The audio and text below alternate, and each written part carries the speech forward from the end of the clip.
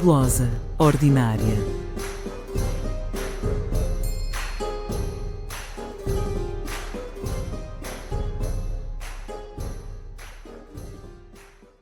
Bom dia, boa tarde, boa noite. Bem-vindos a mais um episódio do nosso podcast Glosa Ordinária. O meu nome é Pedro Monteiro e cabe-me fazer uma pequena apresentação do episódio de hoje. Esta semana, além de ser o nosso último episódio da temporada, trazemos também uma conversa algo diferente daquilo que temos feito até agora, por várias razões. Em primeiro lugar, porque o Filipe Alves Moreira e a Mariana Leite vieram-me visitar até o centro do Sacro Império e aqui, na Universidade de Frankfurt, pudemos gravar uma conversa com alguns dos alunos que durante o semestre de verão participaram num seminário sobre literatura espanhola medieval. Então, este é o nosso primeiro episódio gravado fora de Portugal. É o nosso primeiro episódio gravado unicamente com alunos e é o nosso primeiro episódio, como terão a oportunidade de ouvir, gravado exclusivamente em castelhano. Dito isto, esperamos que desfrutem deste episódio e que assistam também a versão vídeo disponível na nossa página do YouTube e voltamos a encontrar-nos em setembro para mais conversas. Bom verão y hasta lá. Bueno, nada, yo solamente voy a presentar un poco nuestros invitados, pero antes a agradecer vuestra presencia y además me gustaría también agradecer el viaje que hicimos en o sea, el viaje no a Mainz, pero el viaje que hicimos por la literatura medieval hispánica en estos últimos meses. Entonces, para como terminar este recorrido, he pensado que sería muy interesante traer dos personas que saben mucho más que yo sobre literatura medieval para hablar con ustedes y sobre todo para hablar de lo que queráis vosotros. O sea, de cosas que no hemos hablado aquí en el seminario, de cosas que sí que hemos hablado, de otras cuestiones que tengan sobre literatura medieval, lo que sea. Y entonces, integrar eso en el podcast que tenemos nosotros, más una amiga que no ha podido venir, pero somos cuatro frikis de la Edad Media, que, bueno, y de la Edad Moderna también, pero ya llegaremos.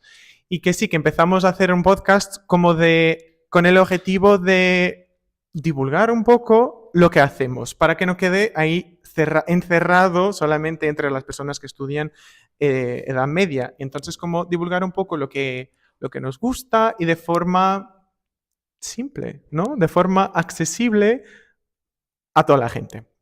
Bueno, y entonces el episodio de hoy será como un episodio experimento, porque es la primera vez que estamos con estudiantes, con personas que están aprendiendo por primera vez sobre Edad Media, entonces va a ser muy interesante.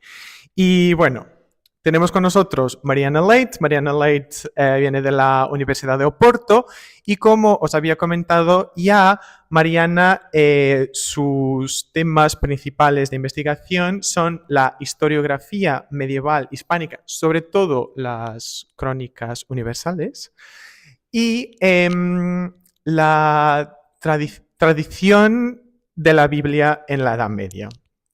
Mariana ha hecho y ha trabajado con otras cosas, incluso textos del siglo XVI, de Gilles Vicent, pero sus temas principales son historiografía y Biblia medieval. Y tenemos también con nosotros Filipe Alves Moreira, que viene de la Universidad Aberta y que también os he comentado por correo. Sus temas principales de investigación son historiografía ibérica de finales de la Edad Media y historiografía no solamente historiografía, pero sobre todo historiografía del siglo XVI o sea, de esto que es la Edad Moderna, diríamos. Y muchas gracias por estar aquí. Y nada, espero que sea... espero que sea muy bonito todo y que la charla vaya muy bien. Entonces, solamente quería pedir para alguien, quien quisiese, contar un poco sobre cómo fue los textos que hemos leído, estudiado en este seminario, y entonces a partir de ahí podemos empezar con las preguntas, las charlas, de forma tranquila. ¿Sí? ¿Quién quiere empezar?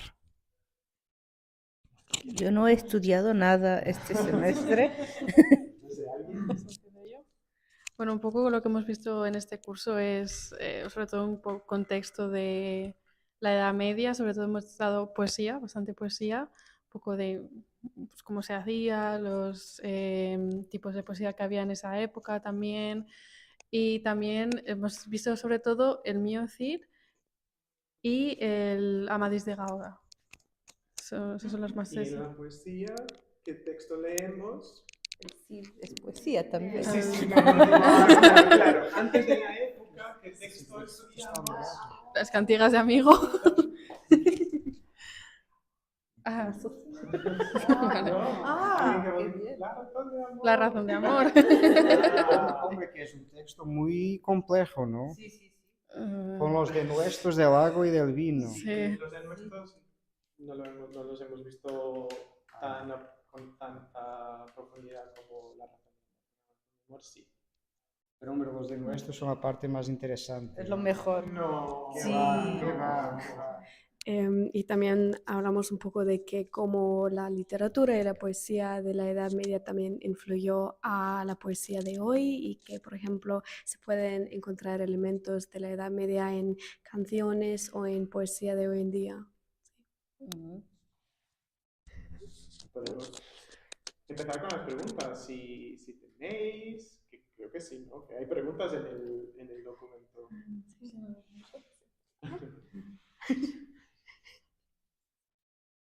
Sí, tenemos que mirar. Sí. Lo tenemos. Nosotros hemos mirado, pero no hemos memorizado las preguntas, entonces ya no nos acordamos bien. Pero que bien, que al menos han visto un poco de la razón de amor, pero sí que la parte de nuestros del agua y del vino es lo más divertido, ¿no? No. Sí, sí, sí. Sí, yo puedo empezar con una pregunta que... Sí. Puedo empezar con una pregunta que teníamos Victoria y yo, que es cómo han evolucionado los conceptos de heroísmo y caballerosidad desde el Cantar de Mío Cid y Amadís de Gaula. Dejo a Felipe el Cid, porque nuestro Cid. Hombre, sí, bueno, del Cantar de Mío Cid puedo hablar, del Amadís de Gaula no estoy tan seguro. Pero claro, la comparación ahí sería interesante. A ver, esa es una vieja cuestión, o sea, el Cantar de Mío Cid es un poema épico, se supone que es un poema sobre las hazañas de un personaje, pero no se pregunta qué hazañas. Y ahí me imagino que hay una cuestión, es que cuando uno lee, no sé si habéis leído poemas épicos franceses o algo, si conocéis algo de la épica francesa o alemana, incluso alemana medieval, porque ahí el Cantar de Mío Cid es, digamos, un poco distinto. O sea, las hazañas, cuando se habla de héroe, en la poesía épica medieval muchas veces se habla de hazañas militares, ¿no? De combates y tal. En el Cantar de Mío Cid la cosa es bastante diferente. O sea, el Cid es un héroe en algunos sentidos casi no épico. Es un héroe bastante moderado, digamos, las hazañas militares, guerreras, no son la parte más importante del Cantar de Mío Cid. Eso es lo que yo diría. Y hay una palabra clave que es la mesura, ¿no? Es un personaje que tiene mesura en todo, ¿no? En las acciones.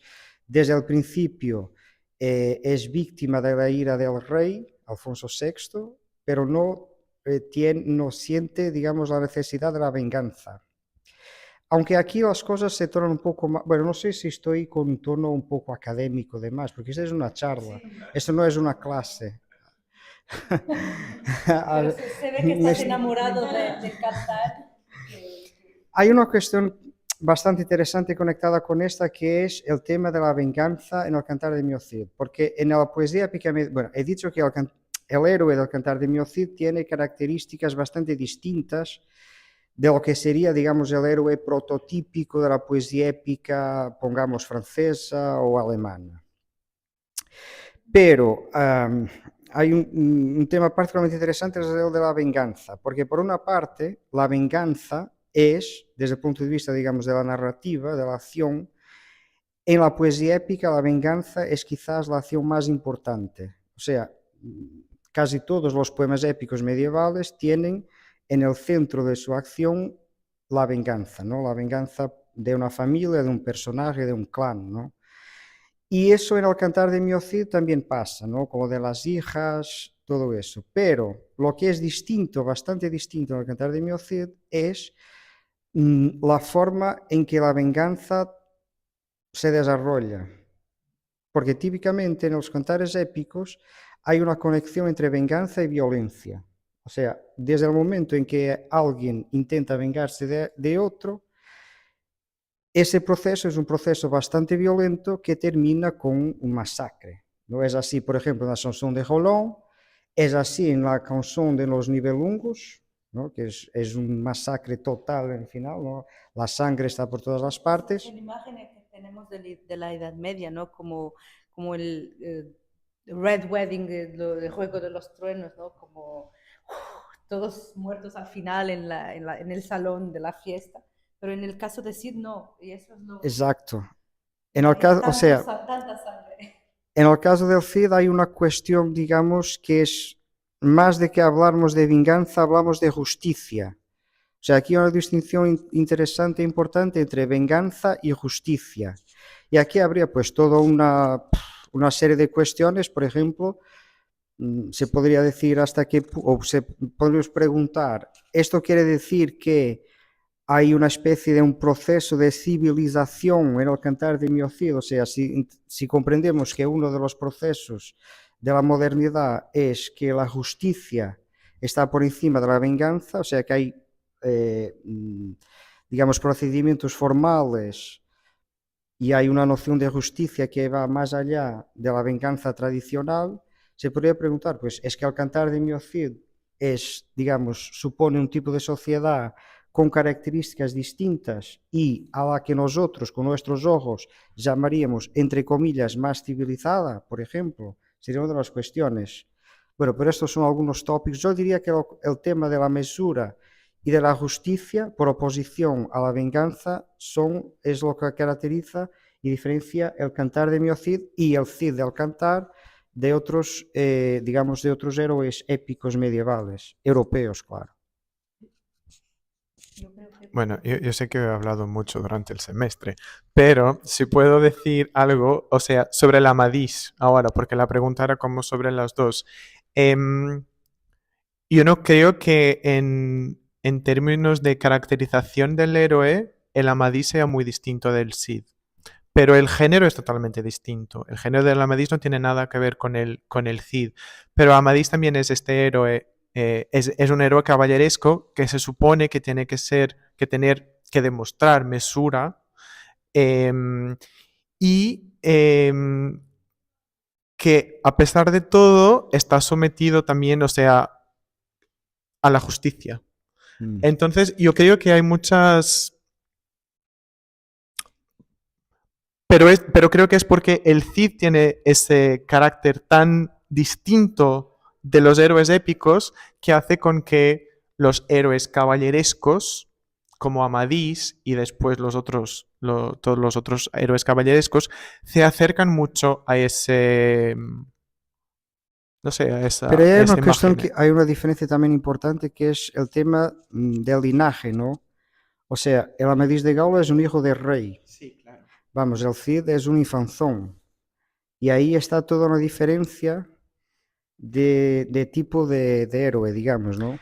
Más o menos. Diría, O más sea, o menos. Ah, entonces hay discusión, vamos. No, sí, no, claro que sí, eso es una diferencia importante, pero la verdad es que el Amadís, aunque sea hijo de rey, como hemos visto, el Amadís va a crecer sin saber su linaje.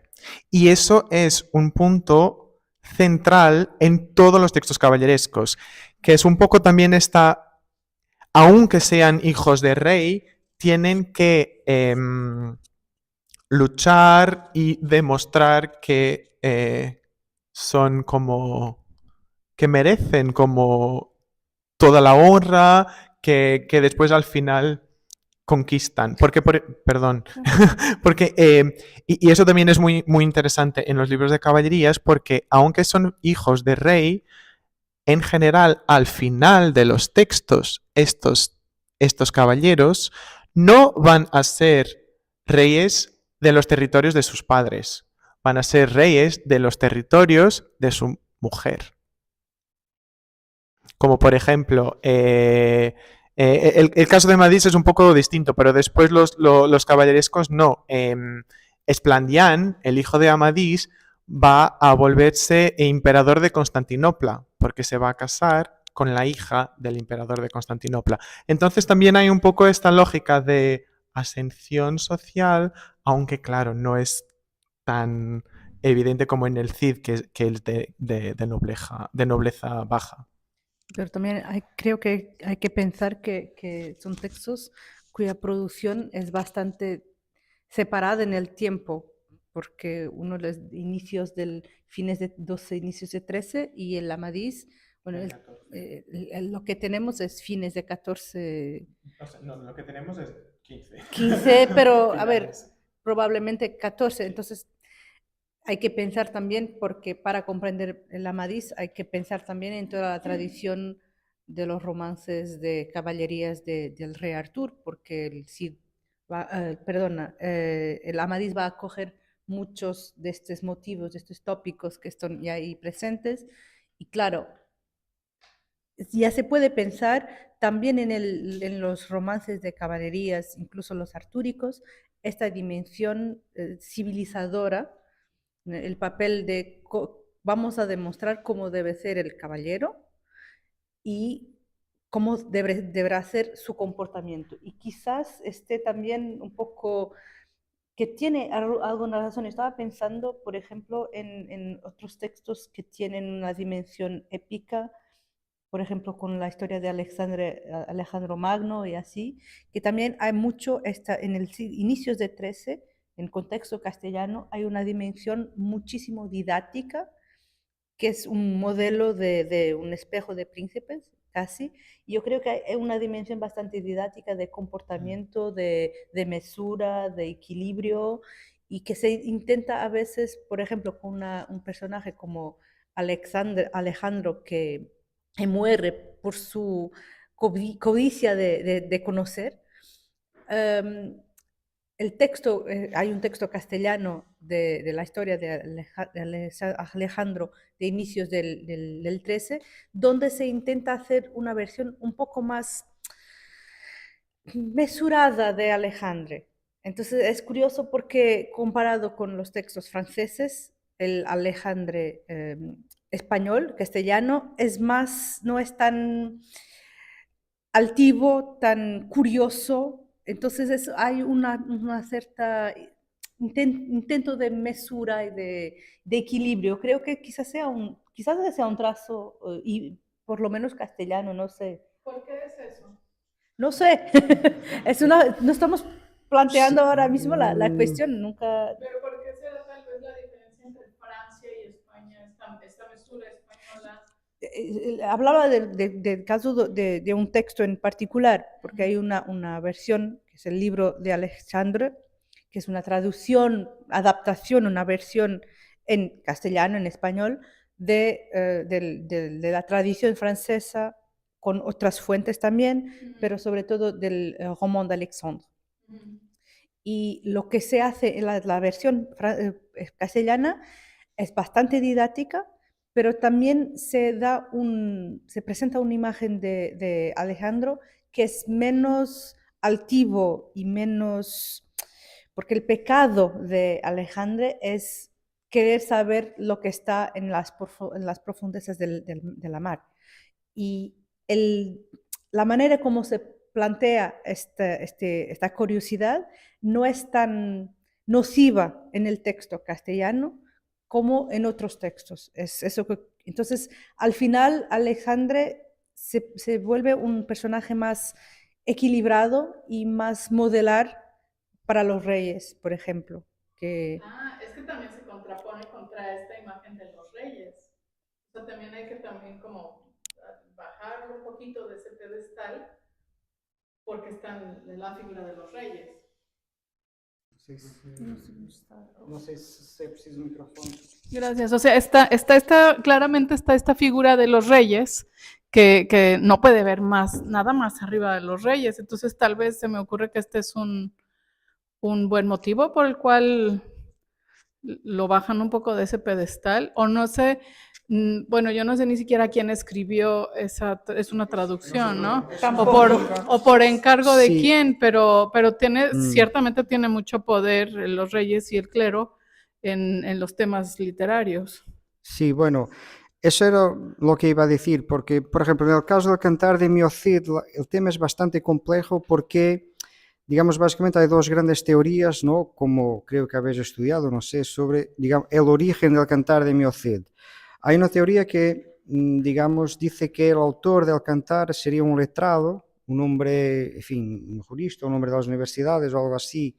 Universidades no, porque todavía no había universidades en España, pero vamos, un letrado que estaba, digamos, adaptando modelos épicos, clásicos, bíblicos, etcétera, lo estaba mezclando y estaba haciendo algo de nuevo a partir de ahí.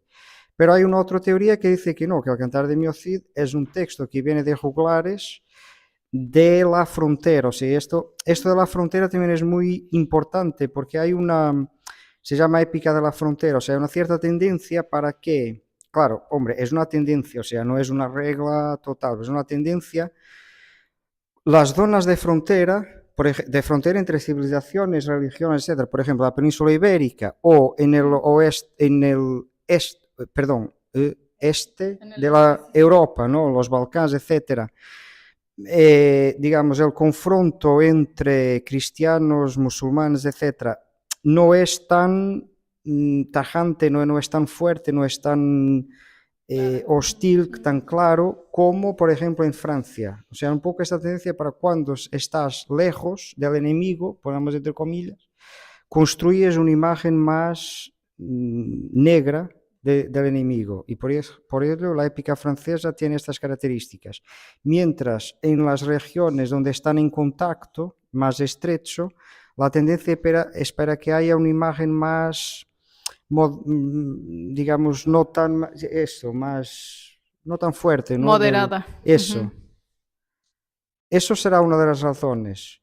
Pero, como digo, y mientras, por otro lado, en Francia los cantares de gesta son producto de la nobleza feudal, y la nobleza feudal francesa tampoco es la misma que la española. La española en el sentido, o sea, la nobleza francesa es un poder que está al mismo nivel que el rey.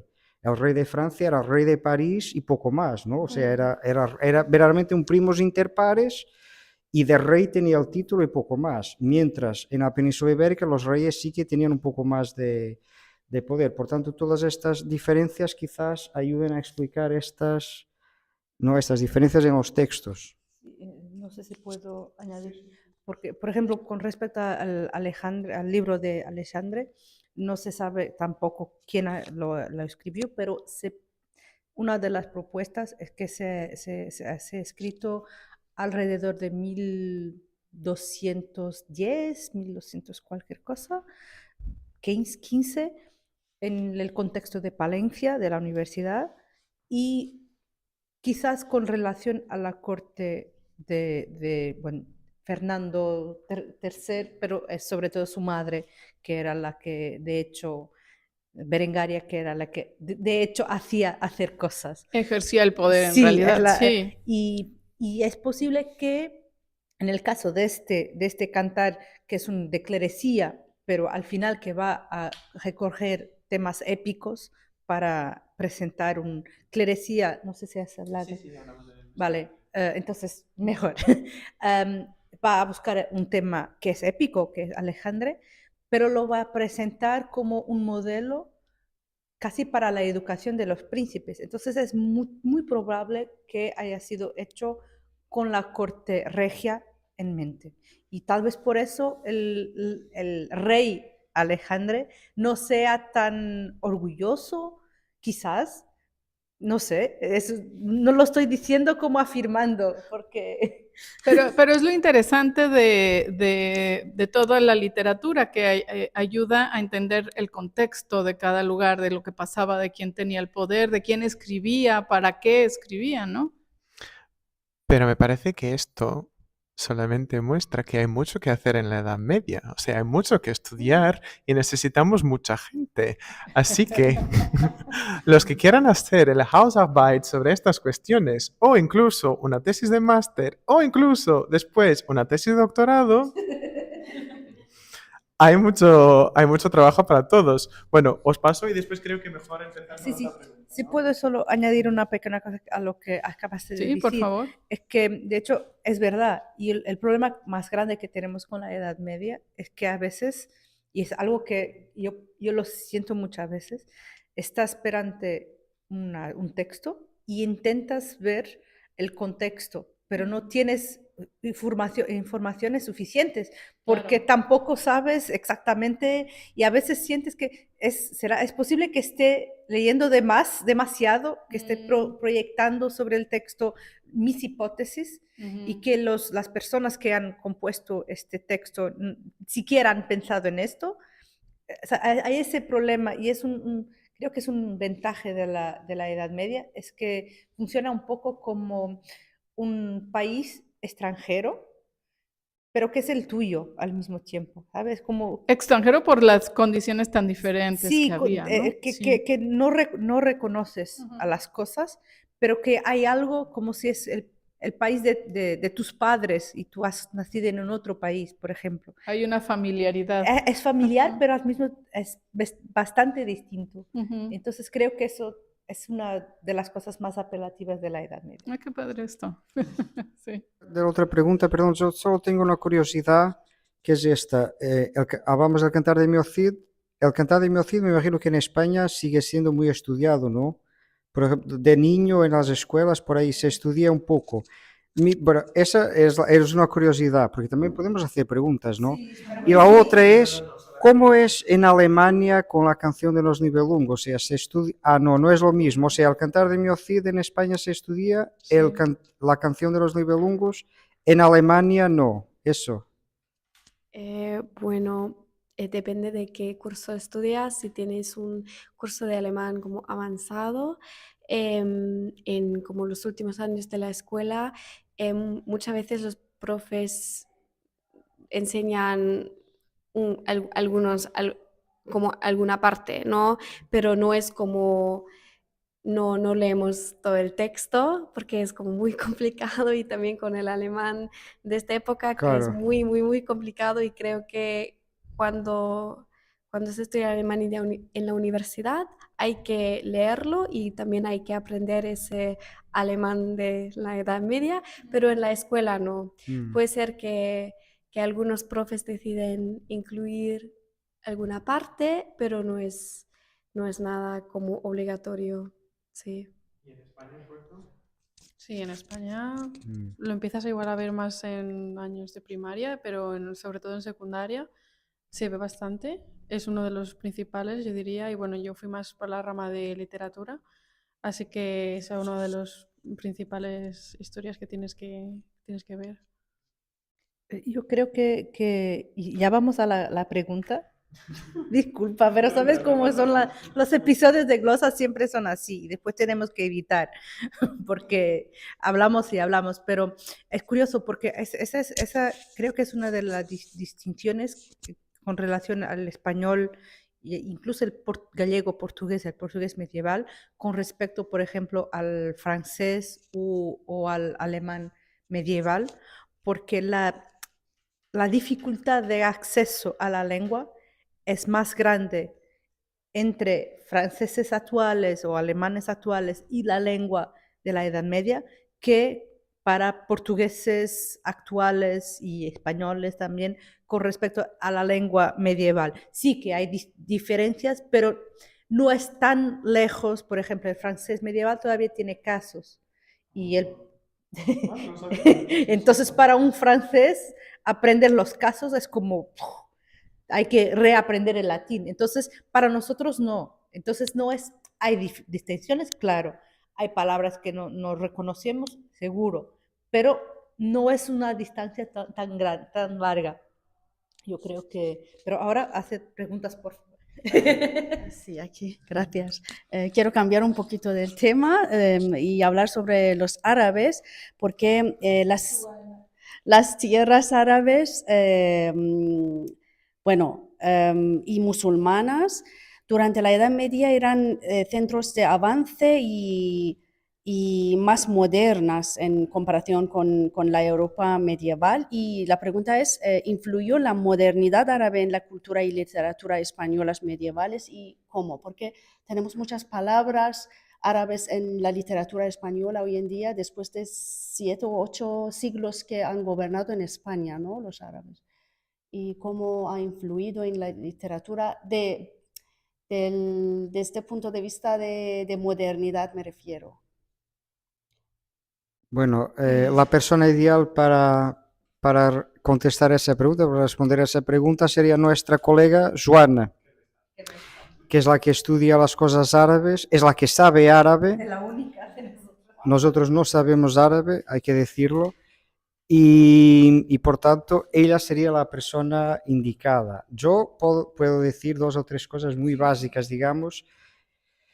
Y a ver, también es un punto bastante complejo y polémico, porque depende mucho, o sea, hay distintos puntos de vista. Habéis mencionado, si no estoy equivocado, el libro de Buen Amor, ¿no? No, perdón, la razón de amor, claro.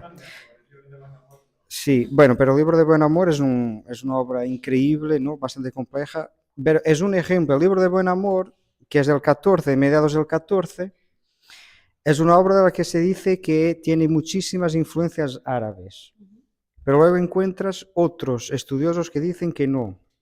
Las influencias hay que buscarlas en la literatura latina, y lo que pasa es que quienes dicen que tienes influencia árabe no conocen la literatura en latín de la Edad Media, con lo cual es un argumento que a mí, como yo no conozco muy bien la literatura en latín de la Edad Media, entiendo y bueno, puede ser.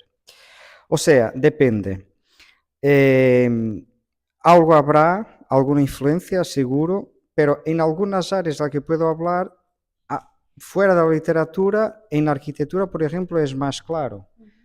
Todo lo del mudéjar, el estilo del 14, del 15, del 16, hay un estilo arquitectónico que es muy común en España y Portugal, que eso sí, es evidente que tuvo influencias árabes. Y desde el punto de vista, no solo desde el punto de vista estético, sino desde el punto de vista de los materiales de construcción, de cómo se construían los edificios, etc. Ahí sí, eso es claro.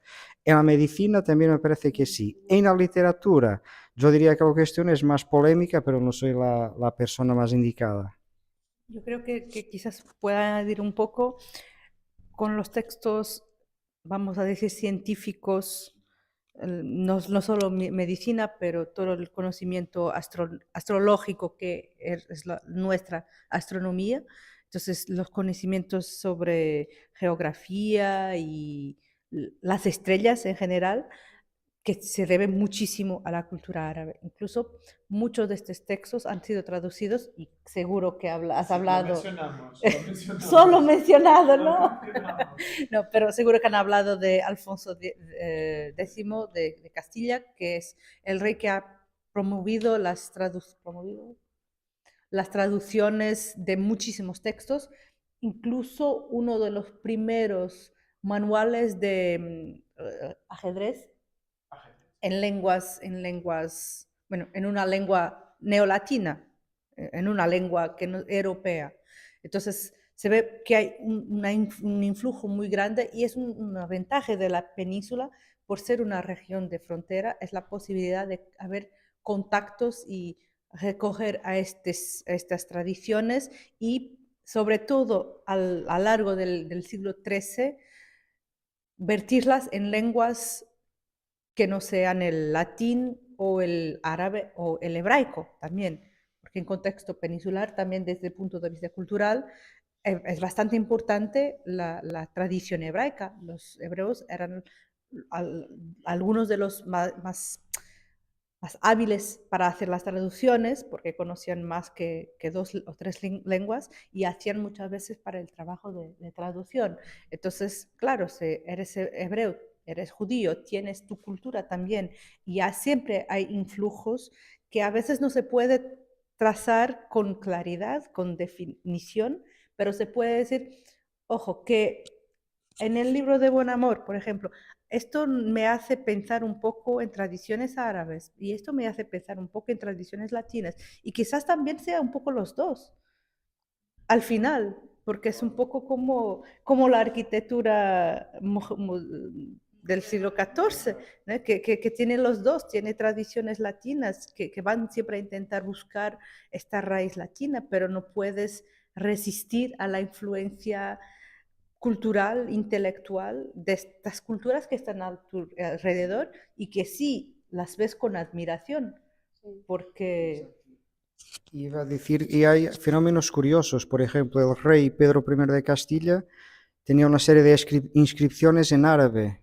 Hay edificios que ponen Pedro, rey de Castilla, no sé qué, pero en árabe. O de un rey del XV, Enrique IV. Bueno, ahí hay que tener cuidado porque es un rey, digamos, que tiene mala prensa, ¿no? Enrique IV. Pero una de las muchísimas cosas malas que se decía de Enrique IV era que estaba rodeado de árabes y que sus comportamientos eran como un árabe. Incluso hay dibujos de Enrique IV vestido con, ¿no?, los turbantes y tal. O sea, también había este tipo de, digamos, identificación cultural que, sin embargo, podría ser visto positivo o negativamente, ¿no?, al mismo tiempo. Pero la identificación llega a este punto. Pero precisamente eso es testigo de la influencia que tienen las culturas a través de tantos siglos en diferentes lugares y donde en algún momento determinado ha sido más relevante o porque a lo mejor hay un príncipe que por su propia curiosidad entonces se va a pues estudiar o a conocer otras tierras y por supuesto que regresa, bueno, príncipes, escritores, o sea, cualquier persona de cierto nivel y entonces eso se manifiesta en la literatura, en el arte, en la arquitectura, etcétera, y hasta incluso en, pues digamos que en la forma que tienen de gobernar, por ejemplo, o que tienen universidades con cierta inclinación o con cierta ideología, y que bueno, es algo que permanece hasta hoy en día. Exacto. los medievales no son tan distintos de nosotros. A ver, Claro. son gentes, como si coges a un niño nacido en 1204 o a un niño nacido ahora, cerebralmente son la misma cosa, ¿no? Excepto por lo de... Sí, no uno es un nativo digital y el otro no sabe tampoco que brujería es eso de... Pero ahora sí es Pero- mucho, todo el mundo es más chico, por decirlo así, porque tenemos la capacidad de movernos mucho más fácil. Entonces, antes tenían que tener ciertos recursos y poder para trasladarse a otro lugar a conocer, Y ¿no? muchas veces lo que hacías, y eso con el de las historias universales, si no lo podías hacer, traducías. Y muchas veces lo que tienes, por ejemplo, con textos como historias universales, pero también con textos más de geografía y mapas y libros de viajes y todo eso, Claro. son textos que van a ser traducidos como, no sé cómo se dice en español, el juego del teléfono, ¿sabes? Que, sí, que se va transmitiendo, por ejemplo, El un teléfono descompuesto, sí, ese sufre teléfono. alteraciones. Eso, porque por ejemplo, puedes tener informaciones sobre la China que te pasa a través de los mongoles, que te pasa a través de los persas, que te pasa a través de los árabes, que te pasa, pero puedes tener incluso de los árabes y de los bizantinos y que te llega al mismo tiempo Y las comparas. y las comparas y te llegan en Francia y de Francia te llegan en Irlanda, que sé. Entonces, hay casos así y eso es muy curioso para ver cómo la información circula también en la Edad Media. Claro que con todas las condicionantes de los medios de comunicación. Pero ¿Cuál dirías que es precisamente estas características más relevantes de la Edad Media que se reflejan a través de la literatura que estamos viendo ahora?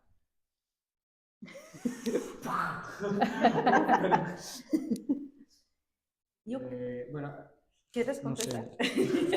En lo que yo Sí, es una pregunta muy, muy difícil, pero no sé por qué algo que habéis comentado me acordé de una frase que a mí me gusta mucho de Umberto Eco, que escribió un libro maravilloso, Arte y Estética en el Occidente medieval, y dice en algún momento que, bueno, la diferencia entre la Edad Media, desde el punto de vista, bueno, de las concepciones estéticas, pero en general, y nosotros es esta, es que en la Edad Media las gentes innovaban mucho más de lo que decían, mientras nosotros innovamos mucho menos de lo que decimos. Wow. Es una frase que a mí me ha... Y yo diría que es un poco eso, o sea, los medievales intentan siempre decir que lo que están haciendo no es nuevo. Están siguiendo algo, una tradición, diríamos nosotros. Incluso cuando lo que están haciendo es bastante revolucionario, ¿no? O sea, siempre están haciendo... Bueno, siempre es una palabra prohibida, bueno, ya sabemos, siempre, nunca, jamás, etcétera, son palabras, pero vamos, exacto. Intentaban, o sea, la novedad no era un valor, mientras para nosotros todo al revés, hay que ser innovadores, ¿no? Y ahora mismo estamos en una sociedad que lo está llevando a un extremo. Todo lo que hacemos tiene que ser una novedad. La industria, ¿no? Todo hay que ser novedoso. El trabajo de investigación tiene que ser novedoso siempre. Incluso a veces es necesario, y vosotros que sois estudiantes de humanidades, lo sabéis, muchas veces es necesario hacer como un punto de la situación, que no es dar novedades, sino decir lo que hemos hecho hasta ahora, para que podamos ver lo que está hecho y saber qué podremos hacer quizás más tarde. Pero ahora las grandes compilaciones de conocimiento es algo que se ha perdido en nuestro tiempo, y para los medievales es extremadamente importante estas obras, las grandes obras de compilaciones de conocimiento, de todo que sea, es extremadamente importante, pero es exactamente como dije Felipe, que se dice que estamos siendo fieles a nuestras fuentes, pero siempre añades, siempre.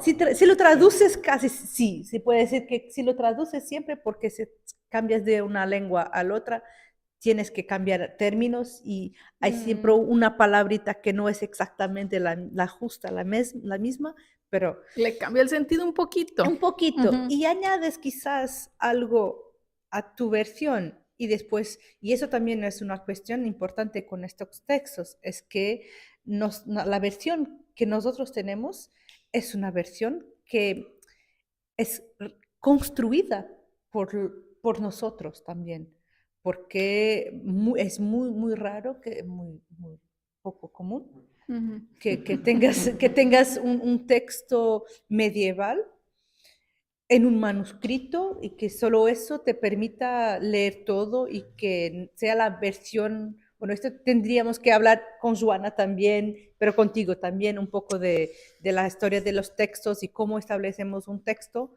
medieval para poder estudiarlo.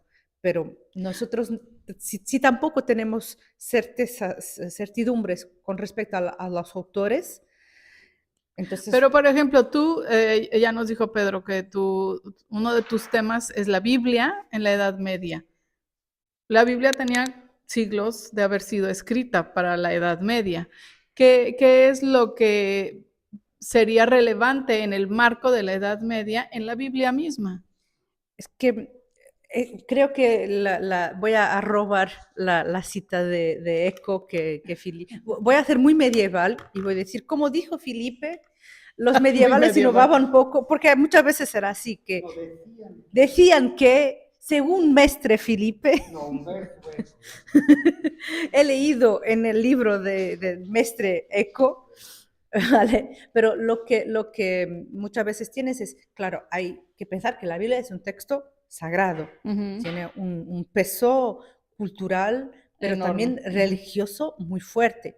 Pero una de las cosas más interesantes y que muchas veces la gente no saben sobre la Edad Media es que era un texto extremadamente atractivo de todos los puntos de vista, intelectual, cultural, como modelo, y se hicieron muchas traducciones.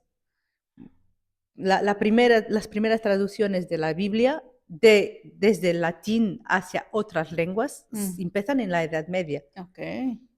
A veces lo que podemos encontrar es, si ves una prohibición, por ejemplo, que el Papa, que ha intentado controlar más de lo que podía, de hecho, controlar, pero si el Papa emite una ley que dice que no se puede traducir la Biblia, eso te dice que se lo estás haciendo, porque no vas a hacer una ley para algo que no existe. Y de hecho se hacían muchas traducciones, pero el problema de las traducciones, sobre todo en la Edad Media, es que cambias bastante, porque no tienes todavía una lengua como establecida con un modelo fijo, y entonces la lengua de llegada, el francés medieval, el castellano medieval, todavía no están como academizados y no tienes una... Entonces va a haber más flexibilidad. Por ejemplo, con las traducciones castellanas de la Biblia, lo que tienes mucho son traducciones, incluso, y eso es lo más... para mí es lo más curioso, es que muchas de esas traducciones van a seguir no solo la Vulgata de San Jerónimo, sino que también la traducción hebraica, precisamente, del Talmud. Entonces, que es algo que nunca se pensaría hacer, pero ¿cómo así un texto? Es impensable, claro. Pero en realidad no, las fronteras son mucho más Maleables, flojas sí. que lo que pensamos, porque las traducciones de la Biblia más antiguas en castellano tienen pasajes que claramente vienen no del texto latino, sino que de la Torah, de los textos de los judíos. Entonces, por ejemplo, y con eso también se puede ver el interés que había por el texto bíblico desde un punto de vista que es más que religioso, aunque seguro, claro, siempre el lado religioso está presente, pero también es porque es una fuente fundamental para toda la literatura que se haga. El modelo, por ejemplo, el modelo para la historiografía. Vamos a leer libros donde tenemos los lineajes. Es idéntico, la estructura es idéntica a los números, por ejemplo. Entonces, bueno, voy a pasar a Pedro. No, solamente bueno, quería decir solamente dos cosas. Una de ellas es que esta cuestión de la traducción, creo que hay un refrán italiano, algo que dice traductore, traditore, no sé cómo se dice, o sea, como traductor, o sea, y me estaba como acordando de eso cuando estaban hablando. Y sobre esto de la Biblia, nosotros lo hemos visto cuando... ¿Cómo es el nacimiento de Amadís después del nacimiento? ¿Qué pasa con Amadís que hemos visto? Que se lo meten en una... Es Moisés. Es Moisés la historia de Amadís. Entonces, por eso me estaba como acordando, mientras Mariana estaba comentando esto, me estaba acordando, claro, ellos se van o sea, que este paralelo es obvio, es evidente. Por ejemplo, sé que has comentado un poco sobre poesía de trovadores también. Las cantigas de amigo, habéis hablado, por lo menos sabes que existen, ¿no? Y ahí también... Y han leído. Entonces las conocen bien, las conocen seguro mejor que yo. Pero lo que diría es que, por ejemplo, los modelos que tenéis en las cantigas de amigo, en que tienes una mujer que habla de su amado, que espera a su amado, que todo eso, y que lo desea, es muy semejante a lo que tenemos en el Cantar de los Cantares de la Biblia. Pero también hay otras tradiciones, hay las tradiciones romanas. Estaba pensando en la tradición de las heroides de Ovidio. Entonces, hay varias. Es eso lo fascinante de la Edad Media, es que hay casi dos piernas, que es la tradición clásica latina sobre todo, para nuestro contexto, y la tradición de la Biblia. Pero se añade un poquito más de otras influencias, por ejemplo, que vienen de la cultura árabe también, pero las dos más fuertes son seguramente tradición clásica y Biblia. Y desde estos dos se construye mucho y si se dice que estamos siendo fideles a las dos fuentes, pero al final se está innovando muchísimo más de que... Sí, pero también depende un poco de los textos que estudiamos, ¿no? Por ejemplo, yo estudio un tipo de textos diferentes a los que Mariana estudia, y los textos que estudio me da la impresión de que esto de las influencias clásicas bíblicas no es tan fuerte. O sea, que hay un sustrato, digamos, de las sociedades feudales, por así decirlo, vamos, algo entre comillas regionalista, ¿no? Leyendas, etcétera, regionales si queremos, que tienen mucha fuerza también ese tipo de textos. Sí, claro, o sea, depende claro. también un poco de... Sí. Para los romances, por ejemplo, y para la materia de Arthur, hay muchas otras influencias que no sé, hay influencia de la Biblia, hay influencia clásica, pero también hay otras influencias, vamos a decir, locales de otras tradiciones que no podemos, a ver, celtas y paganas, germánicas y qué sé, pero estoy hablando como las dos, casi siempre se puede sentir, presentir estas influencias de la Biblia y de la cultura clásica, porque No, y habrá otras preguntas, ¿no? Sí, sí, sí, disculpen. Pero siempre se puede sentir porque al final ellos se creían romanos, ¿no? Pues, nosotros estamos aquí en la capital del imperio, del Sacro Imperio, ¿no? Precisamente porque seguía el imperio. Y eso también es algo que tenemos que pensar para los medievales. Ellos estaban viviendo sobre el tiempo del imperio romano porque no había desaparecido. Y esto conceptualmente se ha cambiado de lugar, pero conceptualmente es casi, quizás lo sabían, pero es como no lo creían creer. Entonces se dice que hay un emperador romano germánico, entonces es porque crees que el imperio romano sigue activo. Entonces tú eres uno de los herederos de ese imperio, no desapareció. No estoy muy seguro con eso porque lo aprendimos muy diferente. Porque como el narrativo del imperio existió después de caída de la antigua, es como un narrativo que crean las personas para tener la imagen de sigue existiendo y no como no existía de verdad, porque todas las leyes y todo como las circunstancias de la sociedad era completamente diferente. Y bueno, como más en el aspecto de historia, porque lo estudio también, es como los costumbres de vivir para la gente, como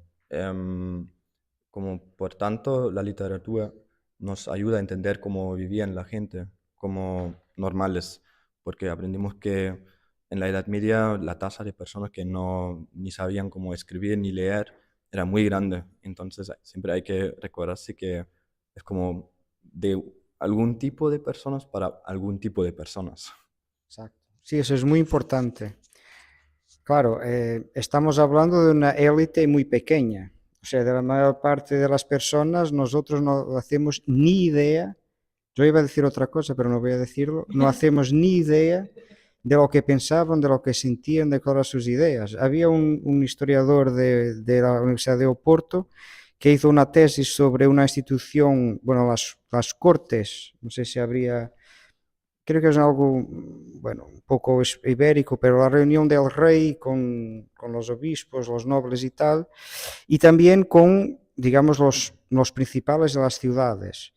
Y él empieza su tesis diciendo, bueno, mi idea era estudiar, no me interesaban los nobles, los clérigos, de que siempre hablamos cuando hablamos de la Edad Media, me interesaban las personas comunes, ¿no? Y entonces pensé, bueno, quizás una forma de estudiar la mentalidad de esas personas sería estudiar esta institución, las cortes, porque ahí supuestamente el pueblo, entre comillas, hablaría con el rey.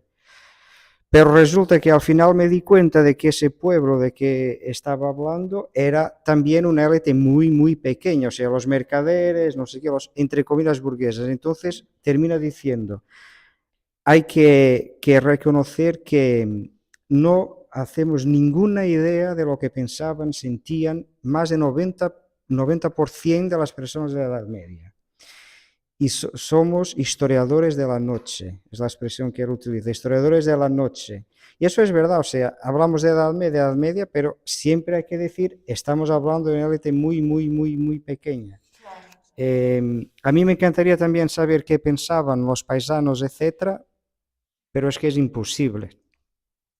Y también porque, una vez más, la cuestión mediática, el medio, porque solo tenemos textos escritos.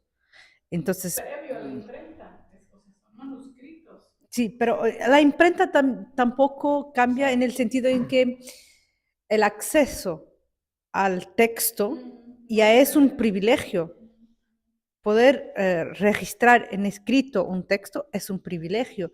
Y en la Edad Media había una distinción, hasta relativamente poco, bueno, durante la Edad Media había una distinción entre los que sabían leer y escribir, porque no estaba relacionado. Sabías copiar las letras, pero no la gente sabían leer, pero no sabían escribir las letras.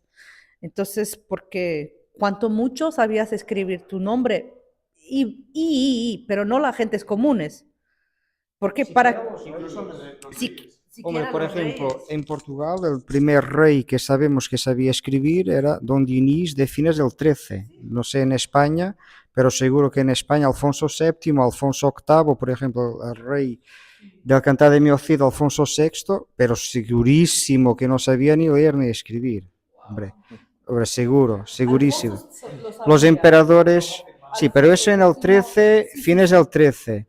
En Alemania no sé qué pasaba, pero en la península ibérica siquiera los reyes. O sea, escribir era una cosa, era una técnica muy, muy especializada, hasta fines del 13 más o menos.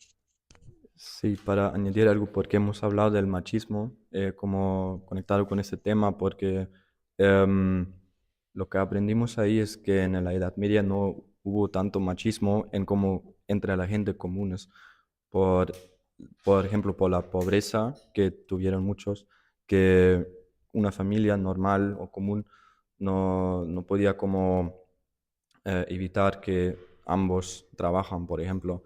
Y Claro. por eso ese rol clásico del hombre o la mujer es como una cosa más de la nobleza. Y no, pero ¿habéis Sí, bueno, oído algo de sí, eso? sí, esto, lo de que la mujer no trabaja, bueno, antes de nada, o sea, digamos que hay dos líneas, por así decirlo. Por una parte hay una cuestión social, o sea, lo de que la mujer no trabaja, vamos, ¿de qué mujeres estamos hablando? Porque en toda la historia diría que 60-70% de las mujeres trabajaban o más. Y esto en la Edad Media, en el 16, 17, 18, 19 y 20. 20, hombre, claro, por supuesto, pero ahí se supone, ¿no? Se supone. Ahí es al revés, no trabajar está mal visto. O vamos, depende, vamos. Pero, a ver, las mujeres en general trabajando fuera de casa. O sea, por una parte está una distinción social. Lo de que la mujer no trabaja eran las mujeres digamos, de la élite, ¿no? Pero por otra parte está también algo cronológico, porque incluso ese discurso es todavía más fuerte en el 18, 19. Bueno, claro, depende de las regiones, ¿no? Evidentemente, aquí también hay distinciones regionales, etcétera. Pero lo de que la mujer está, digamos, el mundo de la mujer es su casa, punto, es algo que tiene algo en la Edad Media, es verdad, algo está por ahí, pero es sobre todo algo del siglo XIX, XVIII, XIX. Ahora, la pregunta, ¿cómo estas cosas pasaban, digamos, entre las gentes comunes? Pues yo creo que la respuesta sería no sabemos. O sea, que trabajaban, segurísimo, eso sí, em, tenían los mismos derechos. Bueno, ¿derechos a qué? Porque si no tenían propiedad, hay una cierta conexión entre derechos y propiedad. Vamos, por lo menos tendencialmente también hay una cierta relación entre eso. Pero la verdad es que no sabemos, trabajaban, pero si la pregunta es, el comentario de la pregunta ¿es el tipo de distinción de género había diferencias sociales de distinción de género? Es posible que sí, pero tampoco sabemos, yo diría, o sea, Por los roles más que ¿perdón? por el rol de cada género, ¿no? Sí, pero es como yo decía, en las clases más bajas esas distinciones no estarían tan marcadas porque las mujeres trabajaban, o sea, trabajaban igual que Pero los las hombres. dos cosas. O sea, O sea, depende. No importa porque no hubieron elecciones. no, Eh, eso es muy reciente, Yo creo pero que hay una cuestión también que debemos pensar, es que lo que es trabajo, porque estar en casa cuidando de los hijos también es trabajo, pero estamos hablando de trabajo que sea como producir cosas o trabajo, por ejemplo, en la agricultura, sí, y que lo hacían hasta, y las mujeres del pueblo, a ver, nuestras abuelas lo hicieron, seguro que como lo hacían hace 700 años. Entonces, Y después Vanessa. Ah. Empieza tú porque es como una nueva pregunta. Ok, vale. Pero relacionado con lo que vais a decir. Bueno, yo estoy escribiendo mi trabajo final sobre los roles de género y lo que he leído también es que esta imagen del ángel del hogar no es o es solamente para la nobleza quizás, pero las mujeres que tenían los hombres que tenían que luchar en las guerras, por ejemplo, y tenían una empresa o algo así, y si morían, gracias, eran las mujeres que tenían que encargarse de eso. Así que esta imagen quizás es solamente para la nobleza y no para las... Puedo solamente. No, por ejemplo, esto en la imprenta, a finales de la Edad Media y en el siglo XVI, es muy común. O sea, que cuando los impresores hombres morían, en los años siguientes, quien firma se pone, por ejemplo, impreso en la casa de la mujer de X. iba pero solo. está la mujer de Claro, X, claro, no claro, no decía son hombres. En nada. Sí. general no son hombres. Sí hay ciertas Sí, sí. Solo con respecto a eso del papel, yo creo que, y es algo que siempre tenemos que intentar, es que estamos intentando ver desde lejos una realidad que no conocemos. Es el problema, visitar el país de nuestros padres o abuelos, que es familiar, pero no lo conocemos al final. Y, y muchas veces proyectamos algunas imágenes de la Edad Media que son del siglo XIX. Porque, por ejemplo, mujeres, y ahora hablando solo de la nobleza y de la realeza, mujeres que sean que han tenido un papel activo políticamente, culturalmente, sí que las hubo. Y no estoy hablando de Hildegarde de Bingen, no estoy hablando de las mujeres en la iglesia, estoy hablando, por ejemplo, de Leonor de Aquitaine, que es una de las mujeres más conocidas de la Edad Media y que tuvo, de hecho, un papel importante. He mencionado muy despacio, pero he mencionado a Berengaria, a la madre de Fernando III, que también que ha sido reina incluso, y otras mujeres que en el caso ibérico han sido reinas, ibérico, pero es nuestro dominio. Entonces, hay que ver con una cierta calma y también pensar que los que han fijado los textos han sido hombres y con eso pueden proyectar y muchas veces varios siglos más tarde. Y a veces lo que puedes tener es que están proyectando el pensamiento de su tiempo hacia un tiempo más atrás que no era exactamente lo mismo. Sí, bueno, solo rechazar que, y esto, claro, las diferencias regionales también son muy importantes. Por ejemplo, ello se ve muy bien en el derecho sucesorio. En la península ibérica, hasta muy tarde, bueno, por lo menos creo, no sé si en toda la península ibérica, pero por ejemplo en Portugal, creo que en Castilla sería lo mismo, hasta muy tarde no había diferencias en el derecho sucesorio entre mujeres y hombres. O sea, por ejemplo, en las familias nobles daba igual si eras mujer o hombre, la herencia se repartía de igual forma. Pero en Francia, desde bastante antes, había el primogénito hombre, tenía un estatuto diferente, ¿no? Algo que, por ejemplo, en Portugal, solo en el 15, y con los mayorazgos en Castilla en el 14, 15, solo con los mayorazgos, esa proeminencia de los hombres y del hijo más viejo, porque ahí no está solo el tema del género, está también el tema de la edad, o sea, la primogenitura. El hijo más viejo o la hija más vieja, dependiendo, tiene también derechos que sus hermanos no tienen. Pero eso es algo, por ejemplo, la península ibérica es bastante más tardío que con respecto a Francia. Sin embargo, hace unas décadas, los historiadores en términos generales no lo tenían muy, o sea, tendían a estudiar la realidad ibérica pensando en los modelos franceses. Y eso también es algo que siempre hay que, cuando se pregunta, la Edad Media, ¿qué Edad Media? ¿Y dónde? No son siempre dos preguntas que hay que hacer antes de decir la Edad Media, no sé qué, ¿cuándo y dónde? ¿No? Sí.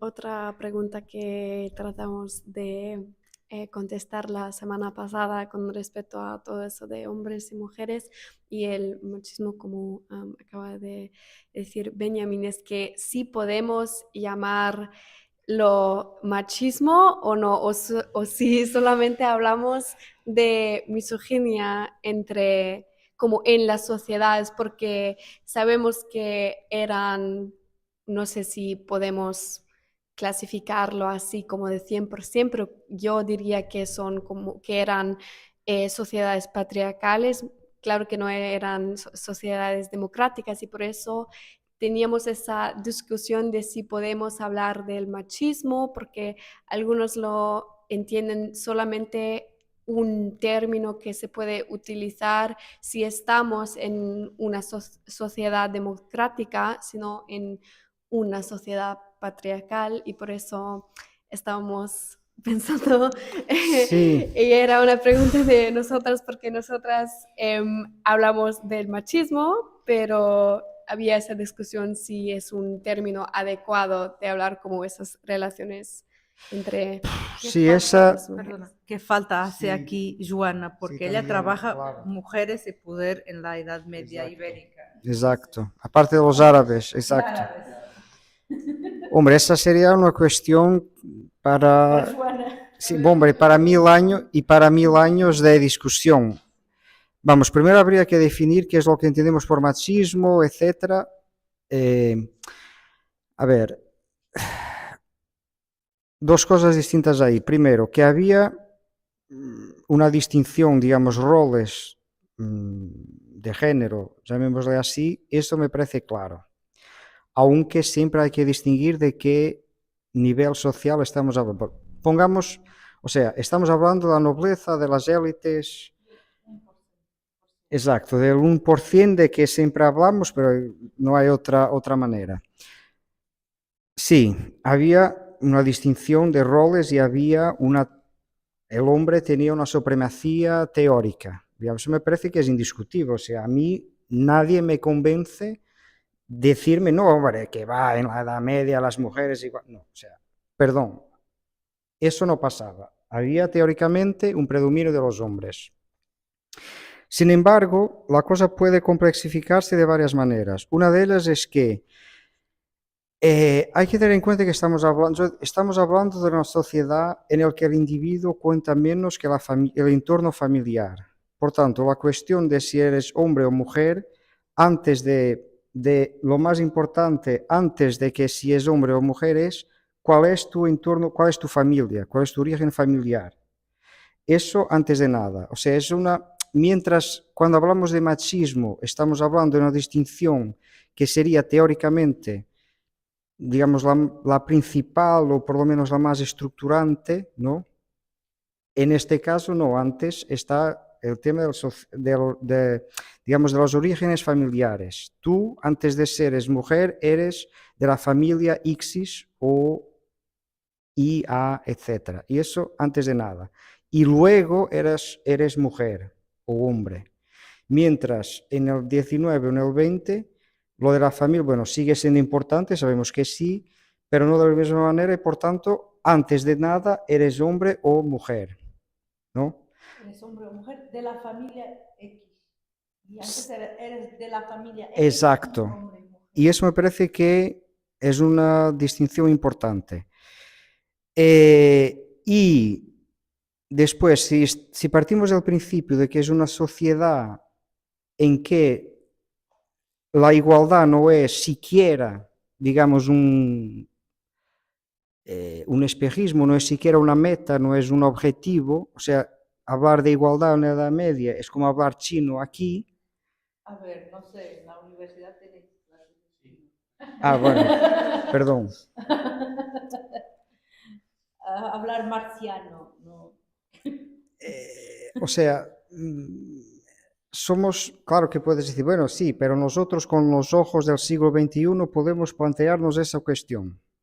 Sí, es verdad, podemos plantearnos esa cuestión, pero para ellos la cuestión no era siquiera comprensible. No era una cuestión.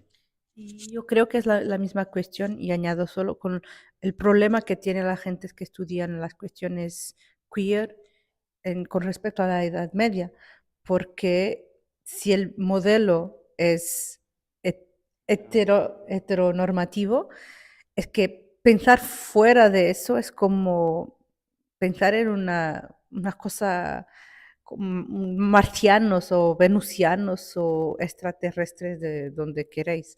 Entonces hay que ver también eso, es que es completamente intentar decir como actual una cosa que no les parece existir o que intentan decir que no existe y no saben incluso o lo expresan de formas lo más escondidas, no sé, posible. Dime. Yo me he quedado pensando sobre la cuestión del machismo en la última clase.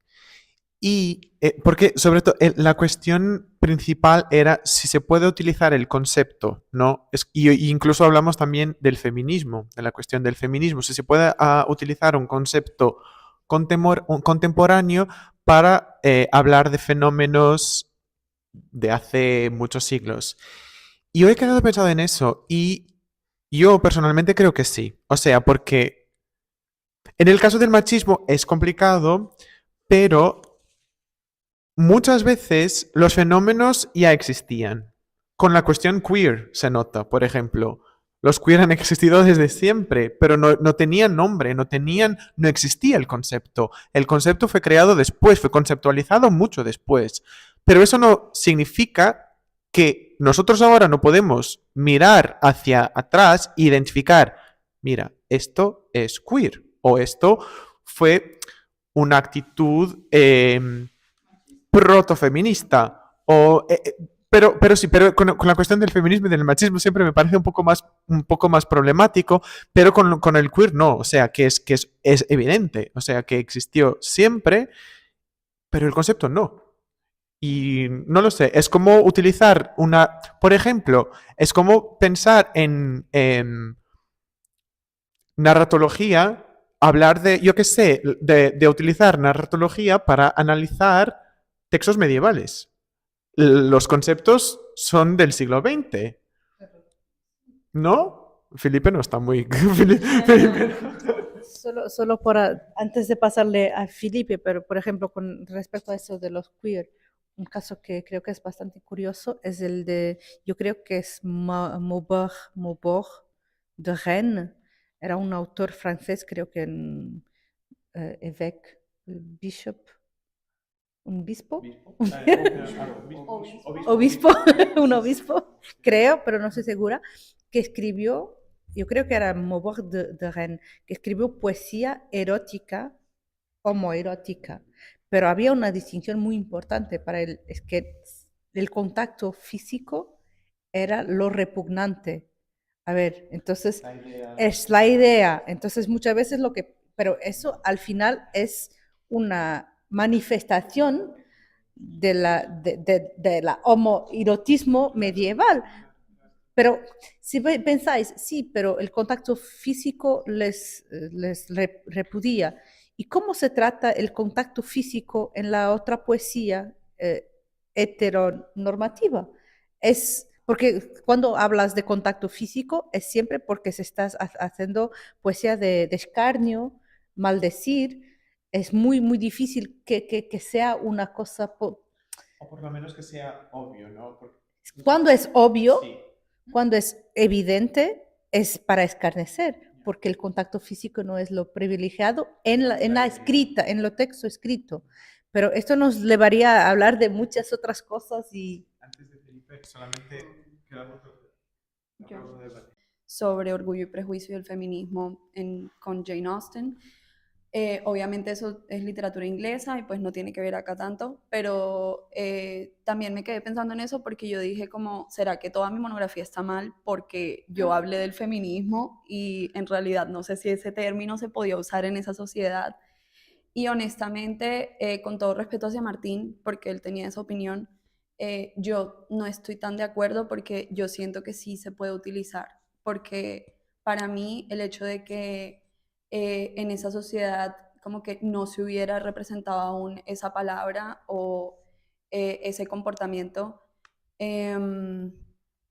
como tal, o no se hubiera investigado aún, pues no significa que eso no haya existido.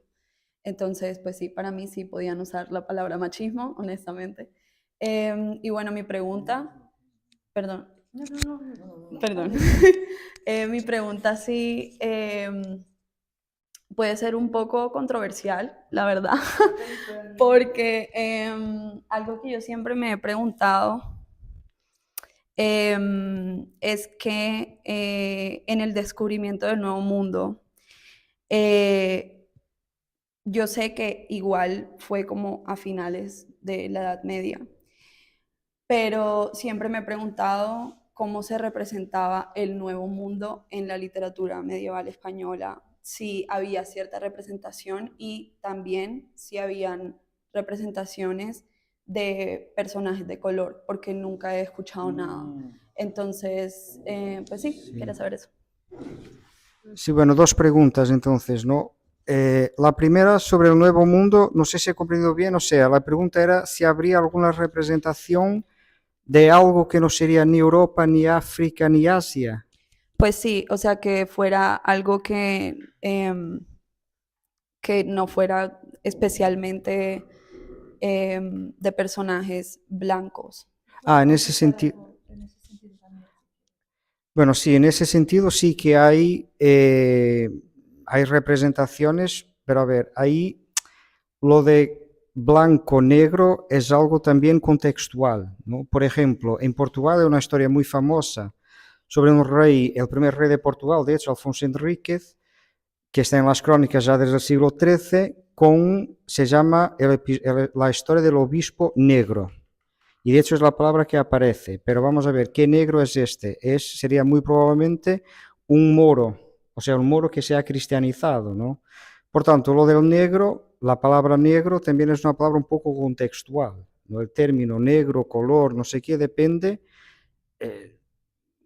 o sea, puede ser también los moros, etc. Si la pregunta es específicamente sobre los negros propiamente dichos, no sé, o sea, si es el concepto del otro en términos más generales o si es más específico sobre, digamos, los negros, los africanos. En ese sentido, bueno, en Portugal en Portugal, en la península ibérica quizás, pero ahí habrá alguna cosa, pero sobre todo en el 15, cuando hay un contacto directo. Pero en Portugal, sobre todo en el 15, cuando tienes un contacto directo con África Y ahí sí que hay una serie de representaciones y hay, antes, bueno, habría, claro que se sabía que existían y había conexiones con el clima, etcétera. Pero hay una teoría que dice que, bueno, no sé si a lo mejor conocéis, una teoría que dice que el racismo empieza en el siglo XV y el primer texto europeo en que hay un tono racista es una crónica de un cronista portugués que se llama Gomes y Anos de Zurara, llamada Crónica de Guinea. Guinea, que es una región de África que no corresponde, Guinea, que no corresponde al país de hoy día, es, digamos, Senegal, a los países. Y hay una teoría, sobre todo de americanos, que dicen que este es el primer texto racista europeo. ¿Por qué? Porque hay una conexión directa entre la color de la piel y la subalternidad social, por lo tanto, una conexión directa. Y antes de este texto no habría una conexión directa entre color de la piel, características físicas, si queremos, y superioridad o inferioridad. Es una teoría discutible, pero se puede defender. O sea, si estamos de acuerdo con ella, la cuestión sería, antes de mediados del 15, se notarían las diferencias, pero no habría una conexión directa entre características físicas y superioridad o inferioridad. A partir de ahí, en algunos medios sí que habría esa conexión. Creo que se puedo añadir algo y ya cerramos, sí, claro, pero porque es un temazo. Pero, a ver, sí que se reconocía a que existían personas más o menos negras, pero una vez más la cuestión del estatuto social era extremadamente importante. Porque, por ejemplo, estoy pensando en un mapa de inicios del 14 catalán, que tiene la representación muy famosa, muy conocida de Mansa Musa, el rey de Malí, que ha sido el rey más rico del mundo, y que tiene una representación, y lo ves a un rey negro, y eso te muestra que es un rey.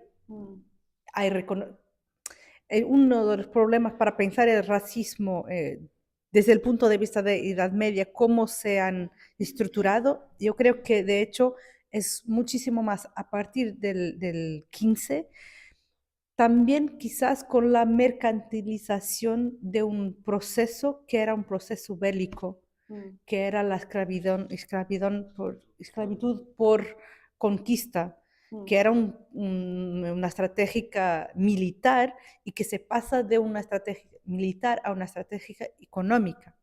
Y uno de los choques, entre comillas, de los medievales, de los tardomedievales, de los del siglo XV, fines de XV, ha sido también un poco reconocer que no había solo 3 continentes, porque es lo que se conocía, que había 3, porque eran aquellos que han distribuido a los hijos de Noé después de la arca y todo eso, eran 3. Y ahora tienes un cuarto que no tiene ni sentido. Es por eso que serían los indios para Colón, no podría ser otra cosa más. Y al final no, era un otro continente. Y eso se ve que, y es interesante pensar el pasaje de la Edad Media para la modernidad, que no es como no tienes una fecha, es una progresión y las mentalidades no cambian del día a la noche, pero también tienes que pensar en los contextos económicos, sociales que van cambiando y eso que va a influir en la manera como se ven las cosas. Entonces, podríamos un día quizás hacer un episodio solo sobre todos los temas que hemos hablado aquí, yo creo, porque para cada tema hacer un episodio, yo creo que podríamos hacerlo, claro, porque habría muchísimo más que decir. Sí, Adri. Bueno, terminamos. Muchas gracias a todas y a Benjamin. Muchas gracias a todos. Bueno, os mandaré el podcast cuando lo tengamos online en el Spotify, también el video. Y eso, bueno, muchas gracias. Espero que habéis disfrutado del seminario y de este seminario en específico. Y muchas gracias a Felipe y a Mariana por venir y por hablar con ustedes. Muchas gracias. Vale.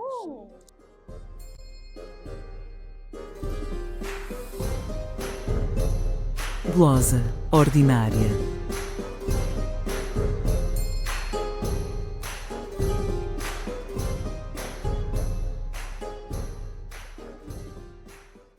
Bom dia, boa tarde, boa noite.